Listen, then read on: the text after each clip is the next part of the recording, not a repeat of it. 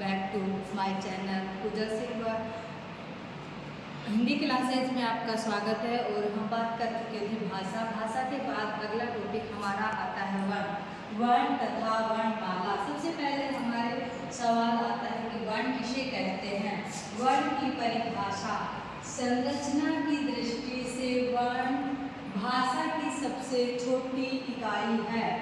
वर्ण उस मूल ध्वनि को कहते हैं जिसके खंड या टुकड़े नहीं किए जा सके, या मैं दूसरे शब्दों में कहूँ कि ध्वनि की वह छोटी से छोटी इकाई जिसके टुकड़े नहीं किए जा सकते वर्ण कहते हैं।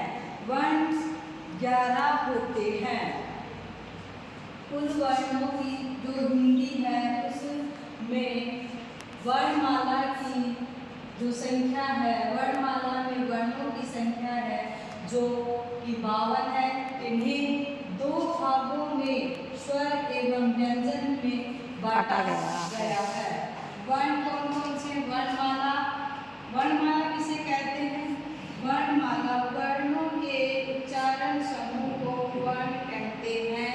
और हिंदी वर्णमाला में 52 वर्ण को शामिल किया गया है। और उसके बाद आता है जो कि स्वर एवं व्यंजन में विभाजित किए गए हैं। उसके बाद सबसे पहले आता है स्वर। स्वर किसे कहते हैं? स्वर उन वर्णों को कहते हैं जिनका उच्चारण स्वतंत्र रूप से होता है, जैसे कि वायु मुख विवर से बिना किसी रुकावट के बाहर निकले वर्ण कहलाती है, यानी कि स्वर कहलाती है। स्वर में किसी भी वर्णों की सहायता नहीं ली जाती, वे उच्चारण स्वतंत्र रूप से होते हैं। स्वरों की संख्या 11 होती है, जो कि ए, ई, उ, ए, आ, ई, बड़ी, उ, री, ए, आई, ओ और औ आदि है। ये संख्या 11 होती है।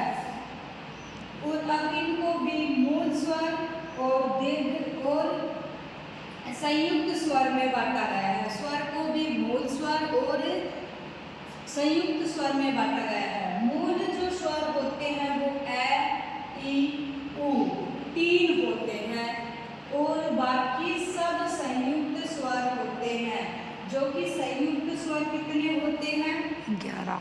जो बाकी बचे हैं ए, ई और उ के बाद जितने भी स्वर आते हैं वो संयुक्त स्वर हैं। उच्चारण। फिर उसके बाद उच्चारण के समय स्वरों के 3 भेद होते हैं, यानी कि हम किस किस प्रकार से वर्णों का उच्चारण कर सकते हैं, इसे हम 3 प्रकार से बांट सकते हैं। पहला है ह्रस्व स्वर, जिसे हम लघु स्वर भी कहते हैं। और दूसरा आता है दीर्घ स्वर। और तीसरा आता है प्लुप्त स्वर। प्लुप्त स्वर जो कि हमारे हिंदी में प्रचलित नहीं है, हमारे संस्कृत में प्रचलित है। सबसे पहले हम बात करेंगे ह्रस्व स्वर की। ह्रस्व स्वर किसे कहते हैं?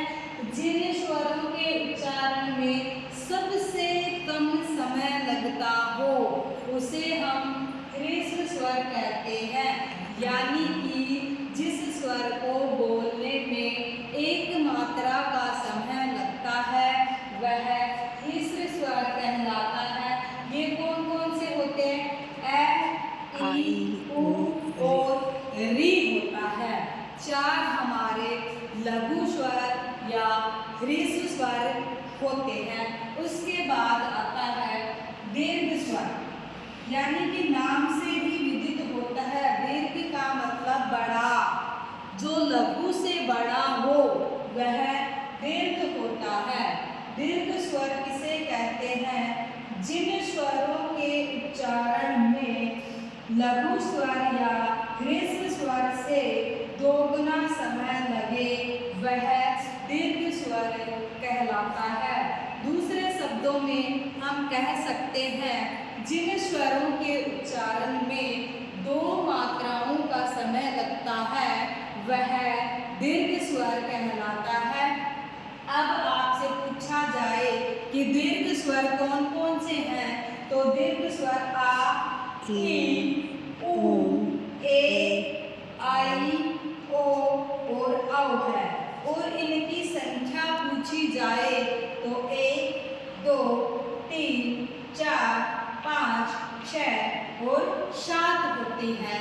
यानी कि दीर्घ स्वरों की संख्या 7 होती है। उसके बाद आता है प्लुप्त स्वर, जिसे हम कहें दीर्घ स्वरों के उच्चारण से तिगुना समय जिस स्वर के उच्चारण में लगता है वह प्लुप्त स्वर कहलाता है।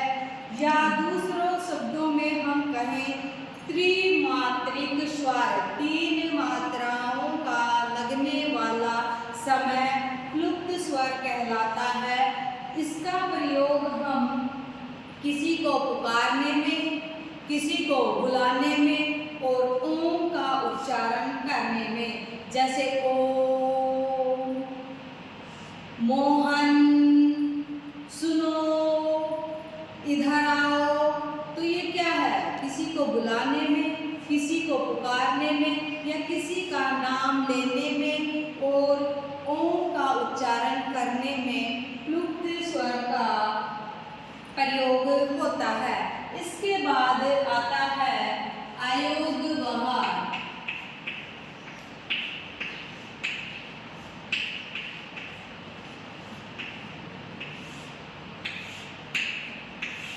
अयोग्यवह किसे कहते हैं?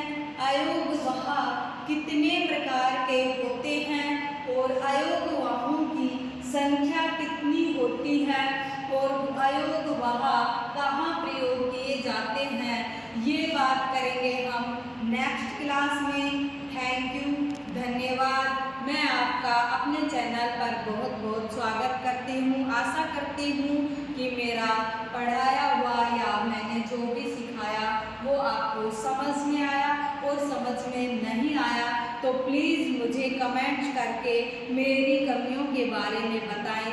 धन्यवाद।